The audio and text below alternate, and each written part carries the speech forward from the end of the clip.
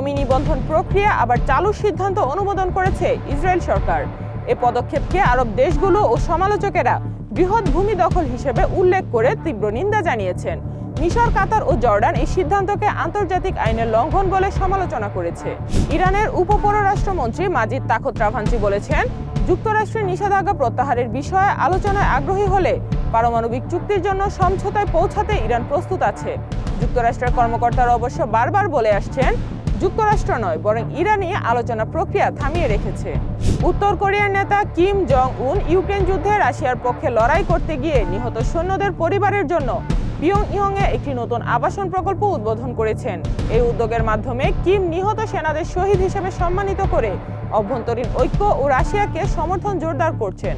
মার্কিন শুল্ক নীতির প্রভাবে নতুন বাণিজ্য চুক্তি নিয়ে সমালোচনার মুখে পড়েছে ভারত, যেখানে 5 বছরের মধ্যে $500 বিলিয়ন মার্কিন পণ্য কেনার ইচ্ছা এবং রাশিয়া থেকে তেল আমদানির বিষয়ে অনিশ্চয়তা বিতর্ক সৃষ্টি করেছে। সমালোচকদের দাবি, এই চুক্তি ওয়াশিংটনের কাছে আত্মসমর্পণ।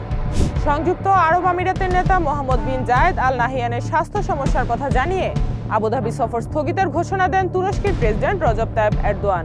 তবে পরে বার্তাটি মুছে ফেলা হয়। রোববার এরদোয়ানের টিম সামাজিক যোগাযোগ মাধ্যম এক্সে দেয়া এক বার্তায় জানায়, তিনি আল নাহিয়ানের সাথে টেলিফোনে কথা বলেছেন।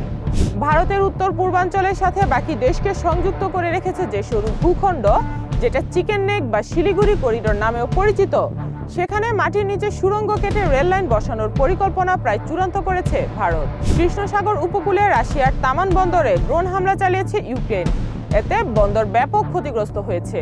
রাতে একাধিক ড্রোন ব্যবহার করে এই আক্রমণ চালানো হয়, যার ফলে বন্দরে বিশাল অগ্নিকাণ্ডের সৃষ্টি হয় এবং আকাশ কালো ধোঁয়ায় ঢেকে যায়। অতি ডানপন্থীদের সাথে সম্পৃক্ত এক ফরাসি যুবককে মারাত্মকভাবে পিটিয়ে হত্যার পিছনে অতি ডানপন্থীদের হাত রয়েছে। ফ্রান্সের সরকার গতকাল রোববার এই কথা জানিয়েছে। মার্চ মাসে স্থানীয় নির্বাচনের আগে এই হত্যাকাণ্ড দেশটিতে রাজনৈতিক উত্তেজনা বাড়িয়েছে। ব্রিটিশ মিউজিয়াম তাদের প্রাচীন মধ্যপ্রাচ্য সংক্রান্ত প্রদর্শনী থেকে ফিলিস্তিন শব্দের ব্যবহার সরিয়ে নিয়েছে, যা নিয়ে একাডেমিক মহল ও অধিকার কর্মীদের মধ্যে তীব্র সমালোচনা সৃষ্টি হয়েছে। সমালোচকদের মতে এটি ফিলিস্তিনি সাংস্কৃতিক পরিচয় ও ইতিহাসকে প্রান্তিক করার একটি পদ্ধতিগত প্রচেষ্টার অংশ। বিশ্বের আকাশে বছরের প্রথম বলয়গ্রহণ সূর্যগ্রহণ ঘটবে আগামীকাল। 2026 সালের প্রথম এই সূর্যগ্রহণটি বাংলাদেশ সময় মঙ্গলবার বিকেল 5:56:36 শুরু হবে এবং রাত 8:27:36 গ্রহণটি শেষ হবে।